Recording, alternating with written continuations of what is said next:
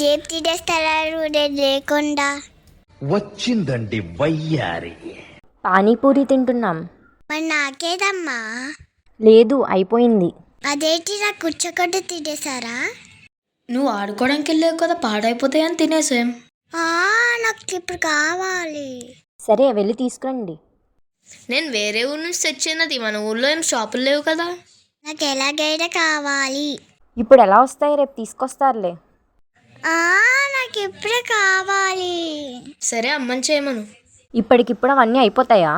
ఎంత లేట్ అయినా పర్లేదు, ఈరోజు చేయాల్సిందే. ఇంకా మాట వినవు కదా, చేస్తాలే. సరే, త్వరగా చేసేయమ్మా.